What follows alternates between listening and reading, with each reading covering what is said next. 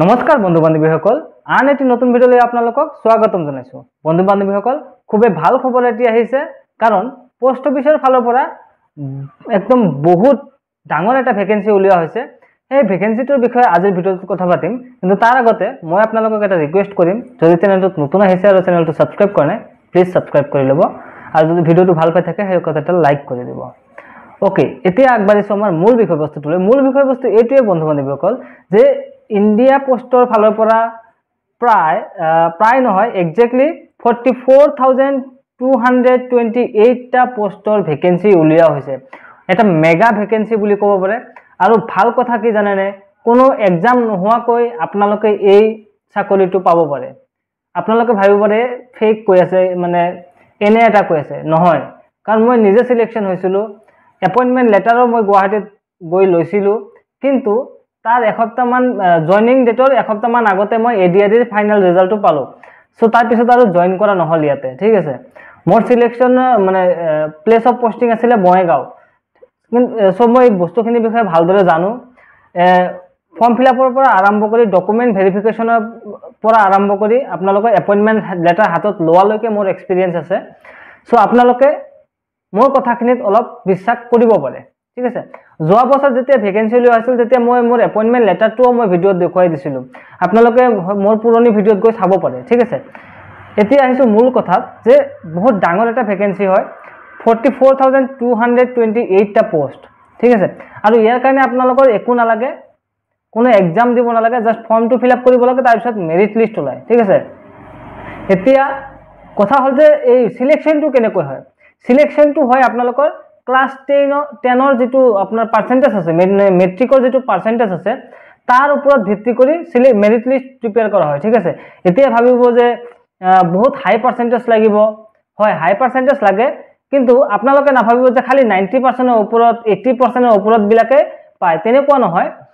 Actually এই India পোষ্টৰ যিটো এইটো হ'ল GDS বুলি কয় এই পোষ্টটোক, ঠিক আছে। চ' গ্ৰামীণ ডাক সেৱক বুলি কয়। এই গ্ৰামীণ ডাক সেৱক পদত বহুতৰে চিলেকশ্যন হয়, বহুত ভাল ভাল ষ্টুডেণ্টেও ফৰ্ম ফিল আপ কৰে, যিসকলৰ 95%, 96%, 91%, তেওঁলোকেও ফৰ্ম ফিল আপ কৰে। চ' তেওঁলোকে ফৰ্ম ফিল আপ কৰে ঠিকেই, কিন্তু যেতিয়া তেওঁলোকৰ মেৰিট লিষ্টত নাম নাহে, 50% মানে ডকুমেণ্ট ভেৰিফিকেশ্যনতে নাযায়। চ' তেনেকৈ মানে যিহেতু ভেকেন্সি যিহেতু মানে ডকুমেণ্ট ভেৰিফিকেশ্যনত বহুতেই নাযায়, চ' তেনেকৈ মানে ফাৰ্ষ্ট লিষ্টৰ পিছত ছেকেণ্ড লিষ্ট উলিওৱা হয়, আৰু ছেকেণ্ড লিষ্টতো তেনেকৈ 50% মানে নাযায় বা 30% মানে নাযায়। দেন আকৌ থাৰ্ড লিষ্ট উলিওৱা হয়, ফ'ৰ্থ লিষ্ট, ফিফ্থ লিষ্ট, এনেকৈ 10টামান লিষ্ট ৰিলিজ কৰা হয়, ঠিক আছে, বা তাতকৈ কেতিয়াবা বেছি হৈ যায়। চ' তেতিয়া কি হয়, হাই পাৰ্চেণ্টেজবিলাক গুচি গ'ল, লাহে লাহে ল' পাৰ্চেণ্টেজত আহে। চ' যদি আপোনাৰ পাৰ্চেণ্টেজ 60%ৰ ওপৰত আছে বা 60-70ৰ ওপৰত যদি আছে, আপোনালোকে এপ্লাই কৰি থ'ব পাৰে। এপ্লাই কৰোঁতেতো কোনো সমস্যা নাই, ঠিক আছে। এতিয়া ইয়াৰ এলিজিবিলিটি ক্ৰাইটেৰিয়া কি, এজ লিমিট কি হ'ব, মানে এপ্লিকেশ্যন ফি আছে নে নাই, গোটেইখিনি বস্তু এতিয়া জনাম, আপোনালোকে অলপ মন দি শুনিব, ঠিক আছে। চ' নাম্বাৰ অফ পোষ্ট হ'ল 44,228, আৰু আমাৰ অসমত পোষ্ট আছে 896, মানে প্ৰায় 900 পোষ্ট, ঠিক আছে। মোৰ টাইমতো অলপ বহুত কম আছিলে, ইয়াৰ আধা পোষ্ট আছিলে, ঠিক আছে, তথাপিও চিলেকশ্যন হৈছিলে। আৰু এতিয়া প্ৰায় ডাবল পোষ্ট আছে, চ' আপোনালোকৰ চান্সেছটো বহুত বেছি। ইয়াতে 3 ধৰণৰ পোষ্ট থাকে। ব্ৰাঞ্চ পোষ্ট মাষ্টাৰ বুলি কয় BPM, assistant branch post master বুলি কয় ABPM, আৰু ডাক সেৱক, ঠিক আছে। এই 3 ধৰণৰ পোষ্ট থাকে। চেলাৰী অভাৰঅল একে, BPMৰ 2000 মান বেছি হয়, ঠিক আছে। বাকী এতিয়া এলিজিবিলিটি ক্ৰাইটেৰিয়াৰ কথা যদি কওঁ, আপোনালোকৰ চিম্পল এজ লিমিট আহিব, 18 পৰা 40 বছৰৰ ভিতৰত হ'ব লাগিব, আৰু এজ ৰিলেক্সেশ্যন পাব, যিটো আমাৰ চেণ্ট্ৰেল নৰ্ম আছে। SC STৰ কাৰণে 5 years, OBCৰ কাৰণে 3 years, PWD কেণ্ডিডেটছৰ কাৰণে 10 years, ঠিক আছে। আৰু এডুকেশ্যন কোৱালিফিকেশ্যনৰ কথা যদি ক'বলৈ যাওঁ, চিম্পল মেট্ৰিক পাছ হ'লে হ'ল, কোনো এটা ৰিকগনাইজড বৰ্ডৰ পৰা। আৰু এটা ইম্পৰ্টেণ্ট কথা, আপোনালোকে লোকেল লেংগুৱেজত প্ৰফিচিয়েণ্ট হ'ব লাগিব, ঠিক আছে। যিহেতু অসম হয় আমাৰ, অসমত most of the পোষ্টৰ ক্ষেত্ৰত আপোনালোকে অসমীয়া জানিব লাগিব। কিছুমান পোষ্ট আছে তাত বেংগলী বা বড়ো জানিব লাগিব, ঠিক আছে। ওকে, এইখিনি হ'ল আপোনালোকৰ ক্ৰাইটেৰিয়া, এলিজিবিলিটি ক্ৰাইটেৰিয়া। আৰু মানে এক্সট্ৰা এটা এলিজিবিলিটি ক্ৰাইটেৰিয়া আছে, সেইটো মই কৈ দিছোঁ। নলেজ অফ কম্পিউটাৰ সাধাৰণ কম্পিউটাৰ আপোনালোকে মানে অপাৰেট কৰিব পৰা হ'ব লাগিব, সাইকেলিং কৰিব পৰা হ'ব লাগিব, মানে সাইকেল চলোৱা জানিব লাগিব। এইবিলাক টেষ্ট নলয়, সাইকেলিং কৰা জানে নে নাই তাৰ কোনো টেষ্ট নলয়, ঠিক আছে। সেইটো আপুনি বাইক চলায়ও দেখুৱাব পাৰে, মানে সেইটো টেষ্টে নহয়, জাষ্ট আপোনালোকৰ কম নলেজ অফ কম্পিউটাৰটো মেটাৰ কৰে, ঠিক আছে। আৰু এডিকুৱেট মিনছ অফ লাইভলিহুড, মানে এইটো যাতে আপোনালোকৰ প্ৰাইমাৰী সোৰ্স অফ ইনকাম নহয়, মানে আপোনালোকৰ বেলেগ ইনকাম সোৰ্সও থাকিব পাৰে, ঠিক আছে। মানে এইটো মেইনলি আপোনালোকৰ 4 ঘণ্টাৰ ডিউটি হয়, তো আৰু 4 ঘণ্টাৰ বাহিৰে আপোনালোকে বেলেগ কাম কৰি উপাৰ্জন কৰিব পাৰে। যেহেতু এইটো পোষ্টৰ স্যালাৰিটো অলপমান কম, ঠিক আছে। মই এটা কথা আপোনালোকক কৈ দিব বিচাৰিছো, যেহেতু এই পোষ্টৰ স্যালাৰি কম, আপোনালোকে যদি ভাবে যে এইটো চাকৰি কৰিয়ে মই জীৱনটো পাৰ কৰি দিম, সেইটো ভাবিলে আপোনালোকৰ হয়তো অলপমান ভুল হৈ যাব।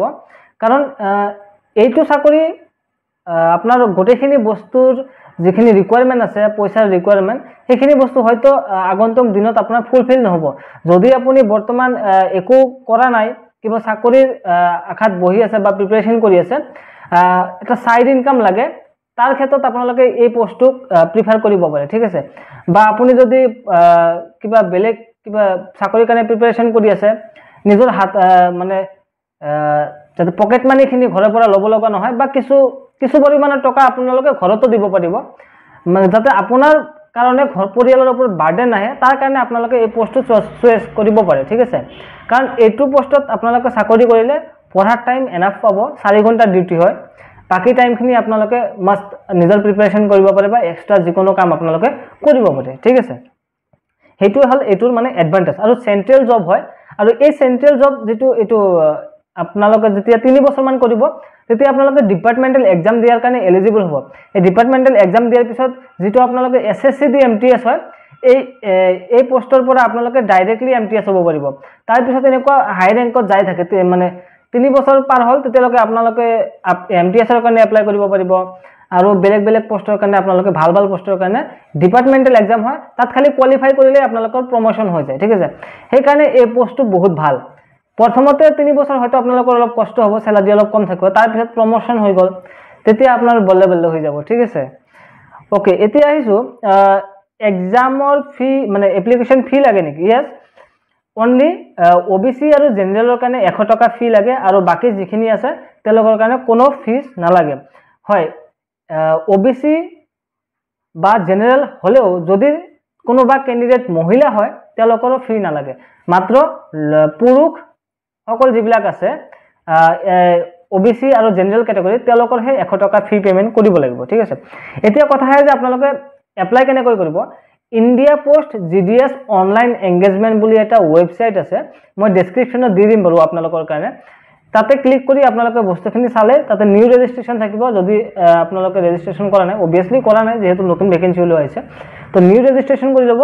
নিউ ৰেজিষ্ট্ৰেশ্যন কৰাৰ পিছত আপোনালোকে লগ ইন কৰি আপোনালোকে প্ৰিফাৰেন্স ফিল কৰিব লাগিব, কাৰণ যিমান কেইটা পোষ্ট আছে আপোনাৰ সাৰ্কেলত বা আপোনাৰ ডিভিজনত, সেইখিনি পোষ্টত আপোনালোকে কোনটো পোষ্ট প্ৰিফাৰেন্স 1ত ৰাখিব, কোনটো পোষ্ট প্ৰিফাৰেন্স 2ত ৰাখিব, এনেদৰে ফিল আপ কৰিব লাগিব, ঠিক আছে।